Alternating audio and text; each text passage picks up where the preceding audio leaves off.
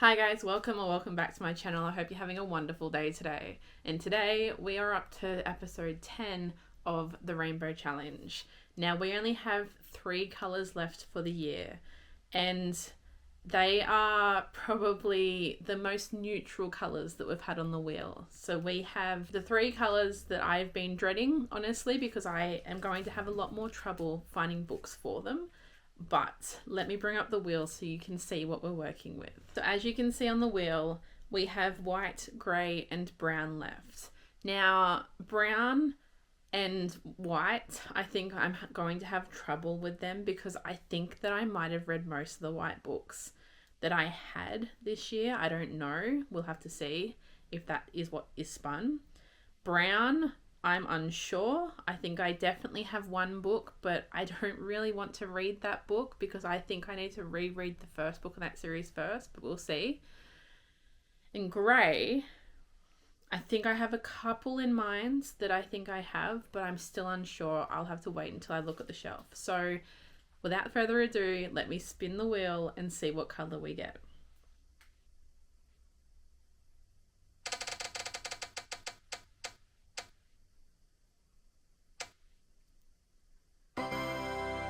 Okay, we've gotten grey. So let me see what books I can find on my shelves for the colour grey. Okay, so I found 4 grey books on my shelves that I think fit the grey prompt. And I am going to start with showing you the one that I think fits the least with grey into the one that fits most with grey. So starting off with The Shadow of Gods by John Gwynne. As you can see, most of this side and underneath is grey. All on the back has grey all over it with some brown, but mostly grey. Grey on the spine. So I think that stands to reason that this fits the grey prompt. Now, I don't know a lot about this book. I know that I really want to read it because I've heard good things about it. And I really want to get into some fantasy that is less romantic and more epic fantasy. I just need to get into something that is going to suck me in and into a magical world and hold me there and let me enjoy it. So I was really looking forward to reading this. I haven't read it yet because I don't have the 3rd book, but that's no reason not to read it. So I'm putting this as number 1 on the list. The next book I grabbed was The Rogue King by Abigail Owen. Now, I don't know if you can see, but all in the background, that circle or oval, whatever it is, not even an oval. I don't know what that shape is. Why did I start this like this? It's grey. The background has grey all over it. It's a dark charcoal grey, but it is still grey. And I think that this suits the grey prompt, personally. So this, I don't know properly what it's about, but I kind of enjoyed The Games Gods Play by the same author. So I'm hoping that it's good. I have 4 books in this series. This one was bought for me as a fairy gift off Facebook. And the top of it says, the best revenge is worth waiting for, even if it takes 500 years.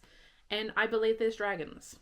And if you know me, you know that dragons is my weakness. And I'm going to read the book if it has dragons in it. So this one is another option. Now, the next option I've had on my bookshelves for quite a while, and it's The Last Named Sarah by Kristen Ciccarelli. Now, I've read one of her most recent books, Crimson Moth, and I plan on reading Rebel Witch this year before the year ends. So this is one of her older series, and I have the whole series. There's no reason why I shouldn't read it, but as you can see, it's mostly grey on the front, so it fits the grey prompt. I believe this is following pirates? Dragon Slayer. Dragons. We like dragons. Dragons, cool. I want to read it. 3rd option. And the last option I've pulled off the bookshelves is a new release for 2025. And I really want to get into reading more new releases from this year so that when we get to the Goodreads Choice Awards at the end of the year, I have actually read some of them. So I picked up The Night and the Moth by Rachel Gillig. I have yet to read her One Dark Window series. It is sitting on this shelf down here. I have yet to read it.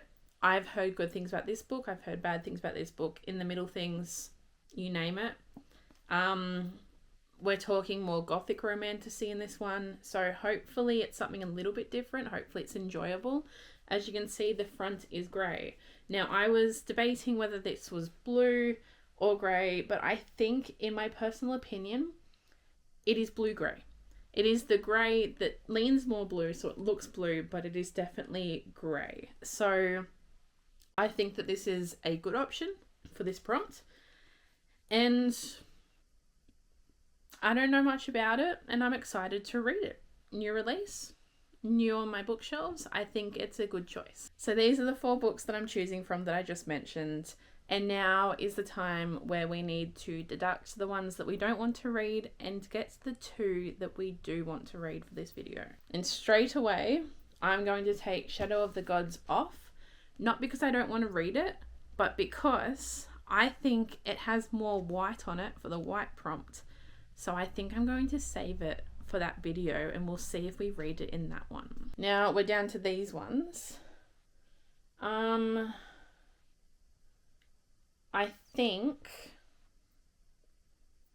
think I'm going to deduct The Last Name Sarah.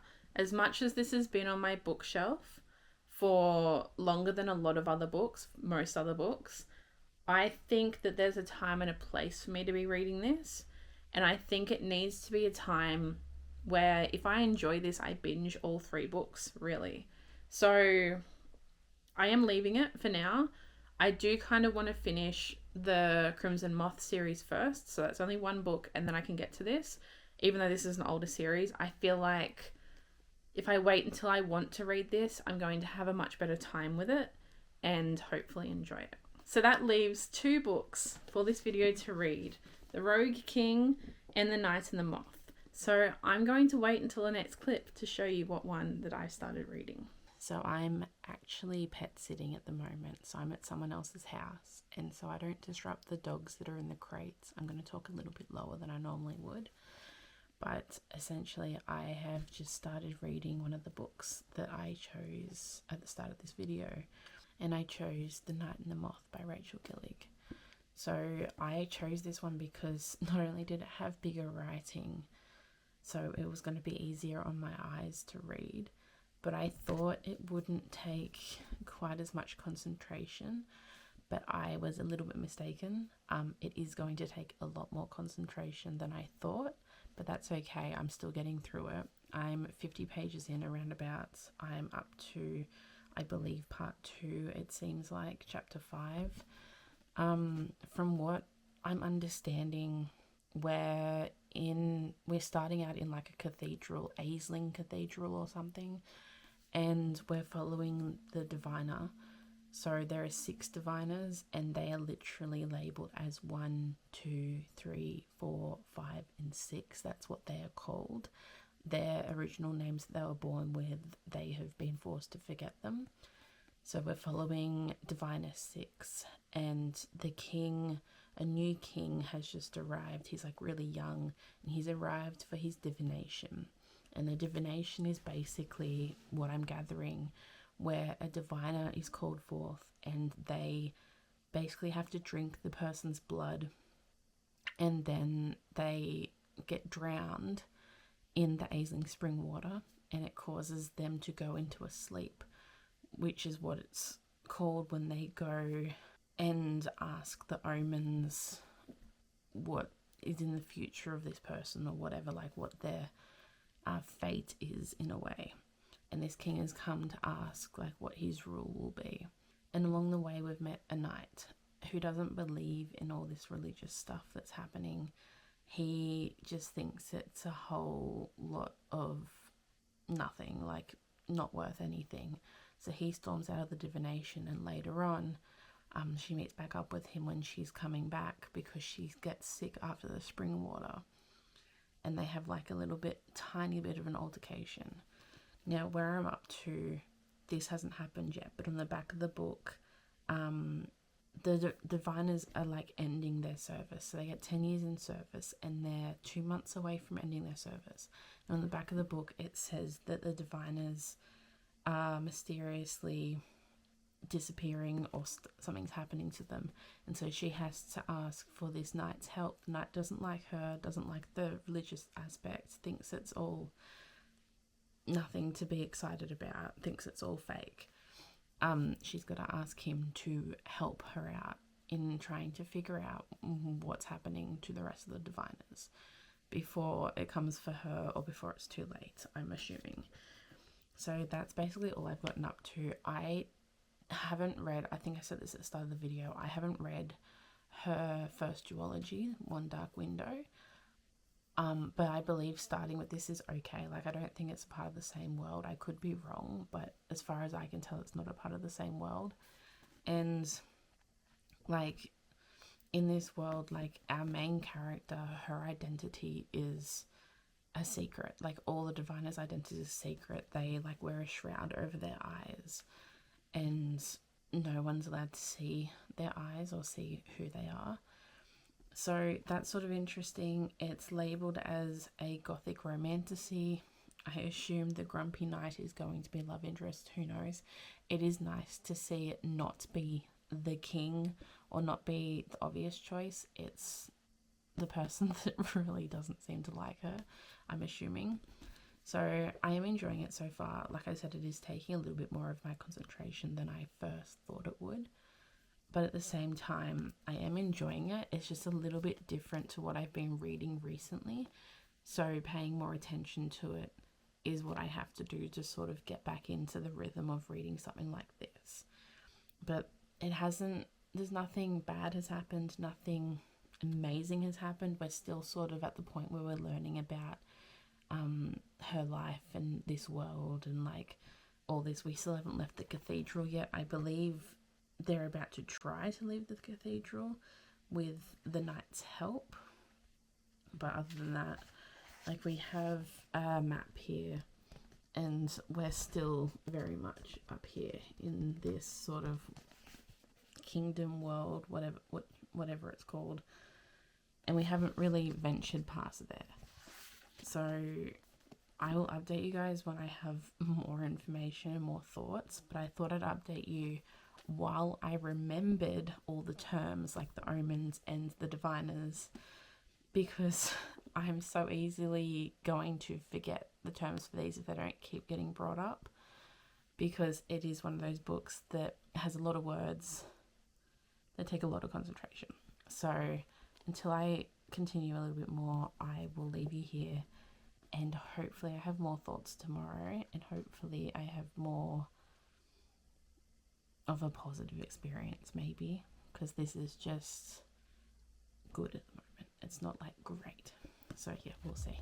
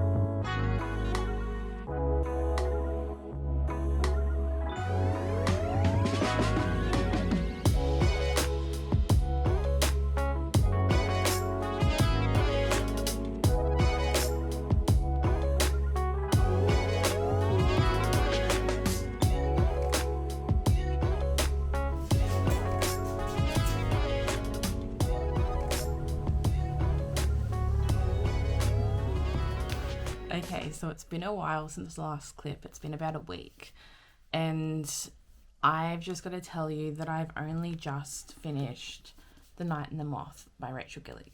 Not because the book was bad by any means, more that I had other stuff going on and I couldn't find the time to sit down and really get into this book and read it, because this book is one of those books that you need to immerse yourself in the atmosphere, and the atmosphere is just addicting, beautiful, really hard to look away from. And so when I'm being distracted while reading this book, it is hard for me to become so enraptured in it the way I want it to. So To save myself from that, I waited till I had time to read it, and I've now finished it. I'm not sure on a rating at the moment. I might have to think about it a little longer. So I've heard people be disappointed in this book. I've heard people love this book. Now, I'm reading this book not having read her first duology. I know it's not linked, I'm pretty sure, but I haven't read her first books.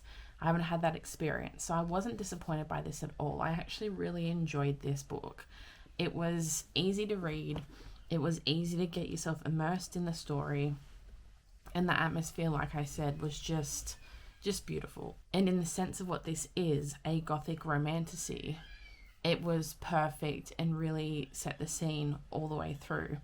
I did predict certain things that were going to happen, but I don't think it's the sort of book that wanted you to have twists and turns. It wanted you to feel like you're in this world rather than be shocked by a plot twist that's going to happen. So there were characters I disliked, but I had reasons to dislike them, and in the end I was proved right. I had characters that I loved that I realized were misunderstood, and they were revealed to be misunderstood. I enjoyed her writing and how enraptured it made me in the story itself. This could very well have been a standalone and cut off, but I believe she's extended it to another duology, which I actually think the way that this ended, it makes sense. I was questioning it when the last chapter started. I was like, well, how are we going to expand this into another book? Because I know it will be another book as well. And in fact, it did prove to me how it would, and it does make sense that we need answers after the fact of what happened at the end of this book. So in that sense, I'm very happy that there's going to be a second book, and I'm going to really enjoy it. Again, back to the rating that I can't think of, I'm like leveling it at 4 stars, but I think what is pulling me back to rate it lower is not the book's fault. It's other people's thoughts on the book, and I need to stop letting other people's thoughts and how they feel about a book tell me how I'm going to feel about a book and how I do feel about a book and convince me otherwise. Because this honestly was just such a good book for me. Yeah, there were, in my edition at least, there were spelling errors and grammar issues that are not to the author's fault, in my opinion. That is whoever has edited this book. Now, it's in my edition, it may not be in every edition, so it may not be the fault of that person either. So, like, I don't know, I'm not holding that against it. There was something missing in certain scenes that I felt it needed instead of being pointed out by a character. I feel like I needed the ambience of the world to show me, and for people in the story to just show me, and things are being told to me. That's why it definitely isn't a 5-star for me, because I don't like being told, not shown. There were instances where 2 characters are clearly like there's angst between them. They're clearly like not admitting their feelings and things are happening, and then a character pointed out, when are you going to tell her you're in love with her? And it happened a couple of times, and it's just things like that. So it's not bad at all. Like, I didn't mind that happening because the character that was saying it made sense for that character completely.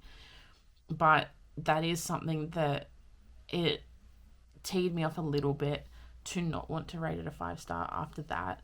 But that's my personal preference. That's nothing against the storytelling of this book, because it's just such a beautiful story of challenging faith and your beliefs and trying to understand better who you are without those beliefs. And I have read a couple of books this year that approach this in different ways, and it's refreshing for me to read books like this, because I'm always reading books where if your belief system is ruptured, everything ends. Everything's just done for. But to read a book where you're getting into the challenging of those beliefs and you're sort of experiencing through the characters' eyes, them rediscover themselves through this and understand that they don't need these beliefs to live, to be themselves, to survive. And I like how it was written in this book better than what I've read before, because it was written so beautifully. And it's in a way that it actually hits you really deep to make you actually think about it really deeply yourself. So I don't know. I'm going to take away what other people have said about it, and I won't sort of let them influence me. So I'm going to sit on this for a little bit. Maybe at the end of the video, I will tell you what my final rating is, but just know it is not a full 5 stars. I'm currently fluctuating between a 4 and a 3.5, but I enjoyed it so much, so we're leaning more 4. But we'll see at the end of this video what I do rate it.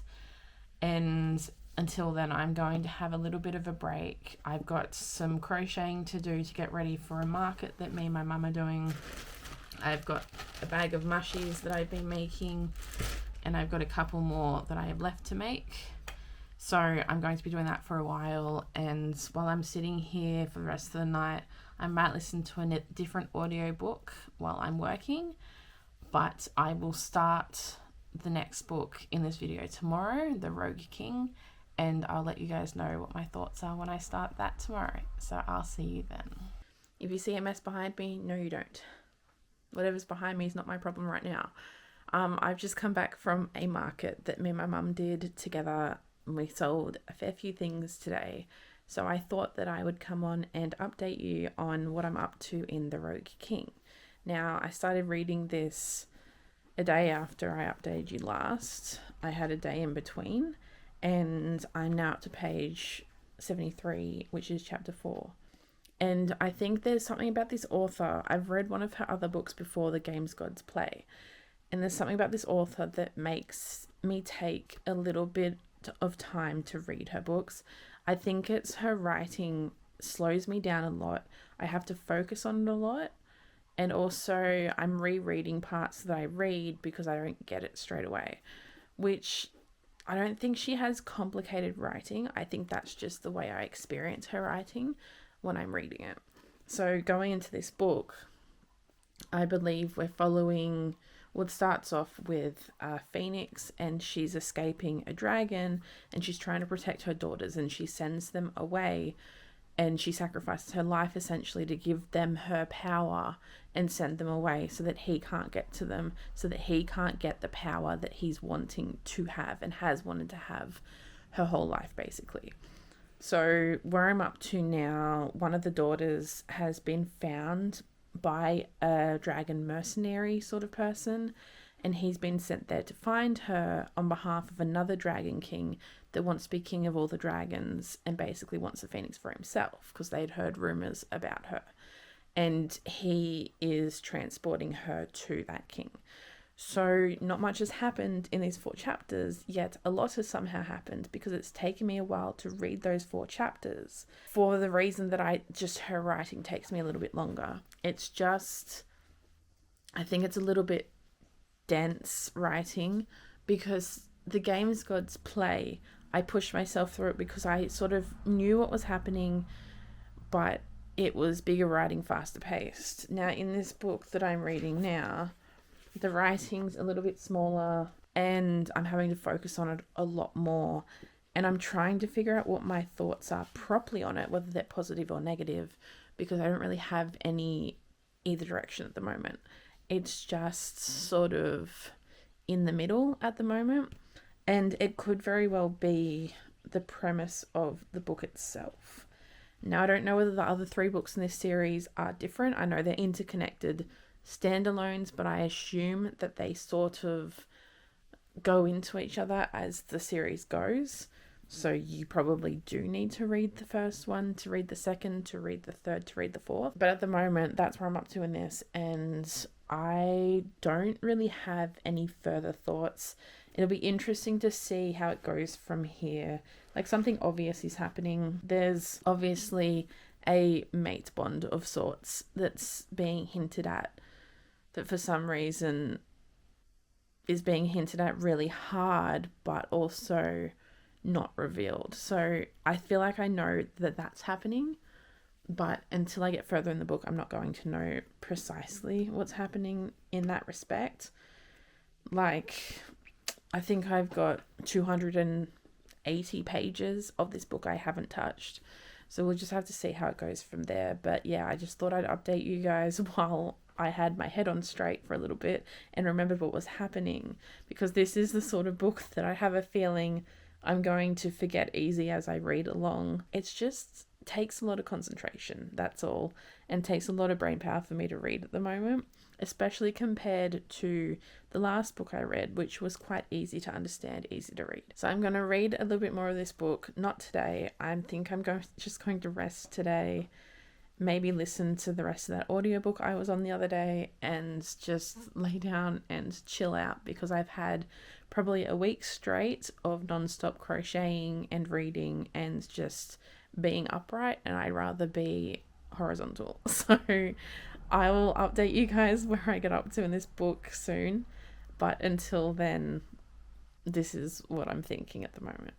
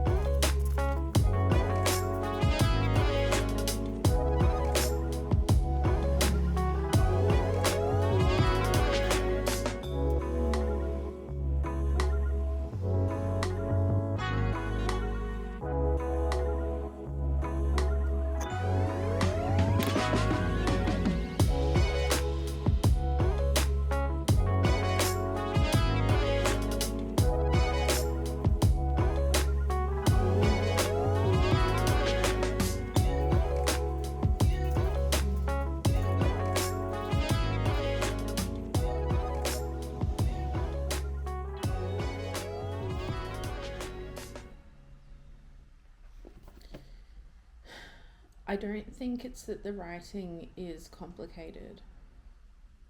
I think it's that it's over-explaining itself so many times that I feel like I'm being told it again and again and again, which doesn't make it complicated, it just makes it long for no reason. It's like, I've just found out that we've got a third person's perspective, and if I glance forward, there's a fourth person's perspective.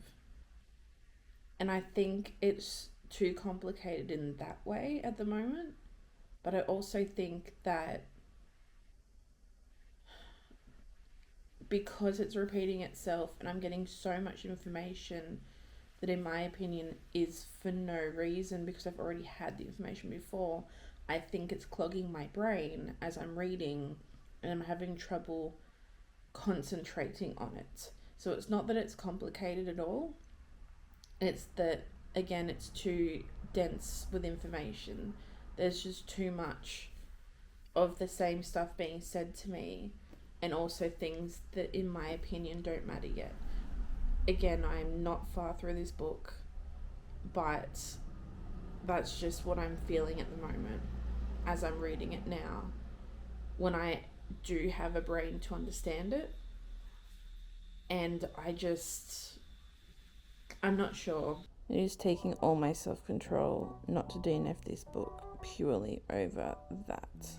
She smells garlic and instantly assumes that they must have Italian food here, because that's the only food that could have garlic in it.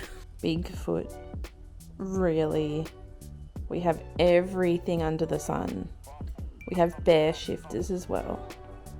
But now we have Bigfoot. She just made a joke. And he's literally not doing anything to indicate that he's laughing. His face is still, his body is still, but she just knows that he's laughing. And now she's happy that she made him laugh, even though he's not actually laughing. Then we just had to point out that they're doing a non-girly hug. Yep.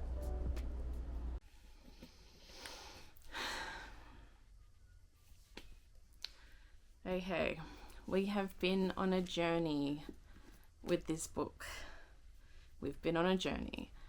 Now, I've gone through so many instances reading this that I've just wanted to DNF it.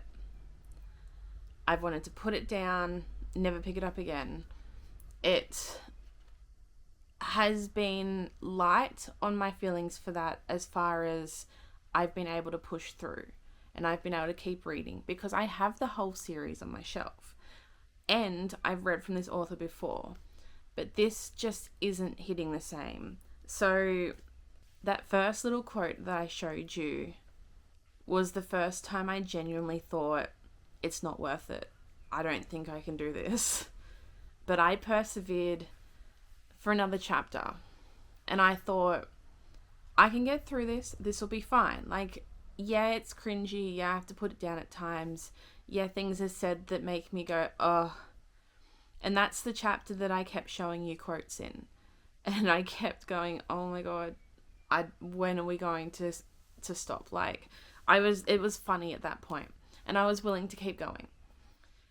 But then we hit the first spice scene. And I can't do it. I cannot read this book seriously and genuinely get through it. Like, this is going to end up being like a 2-star read.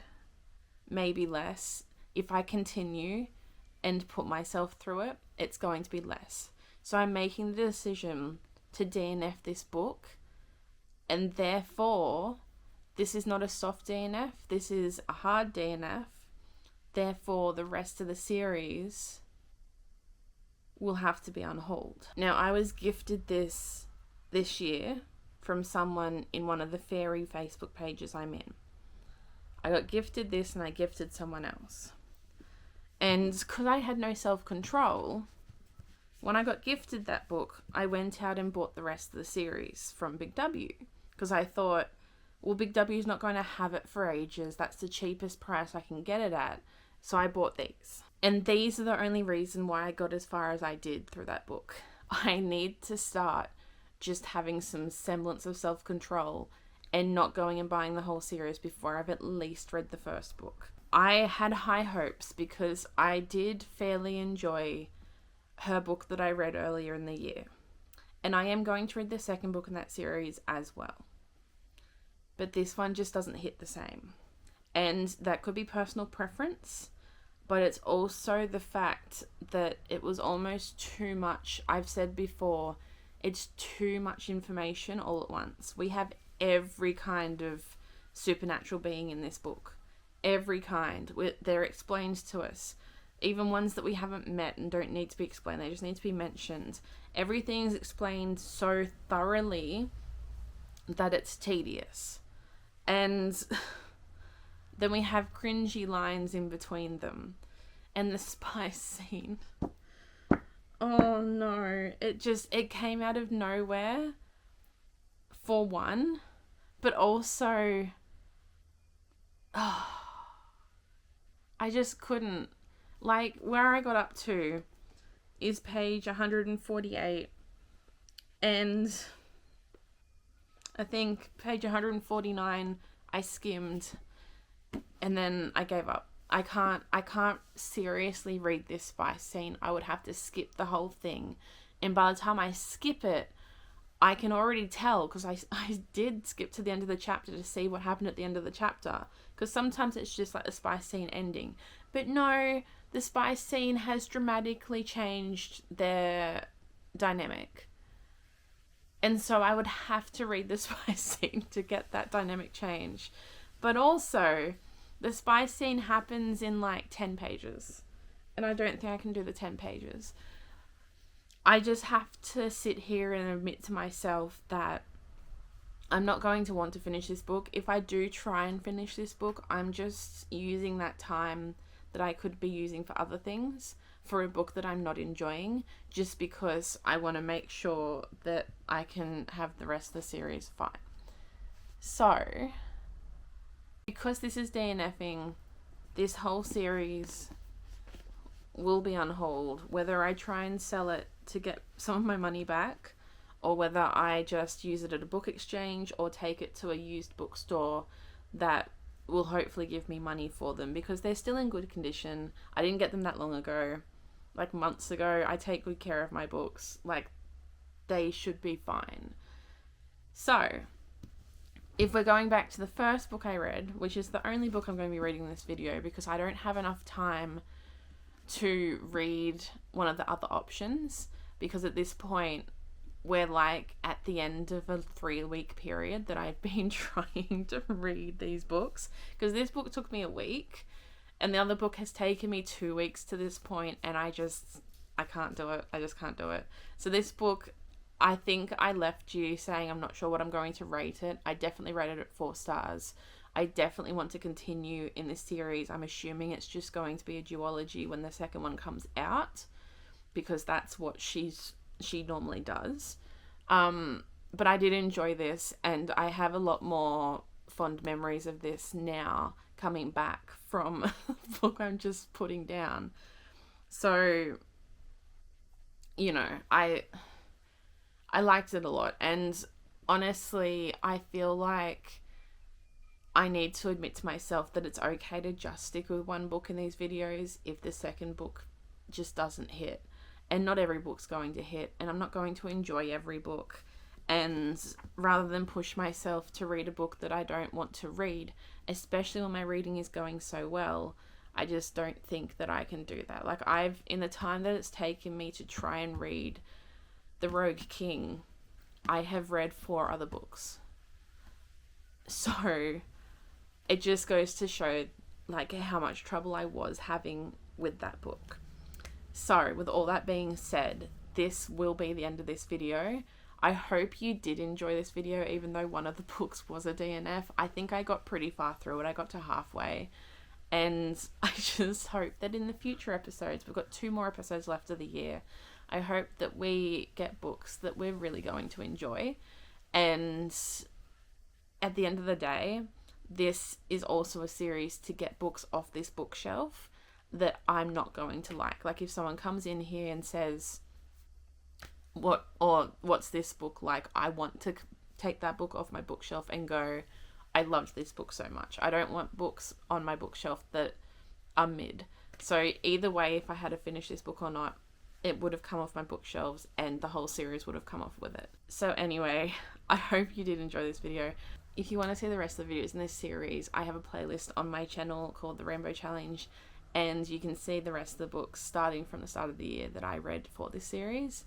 I hope to see you in my next video, and I hope you have a wonderful, lovely rest of your month, and I'll see you in the next one. Bye.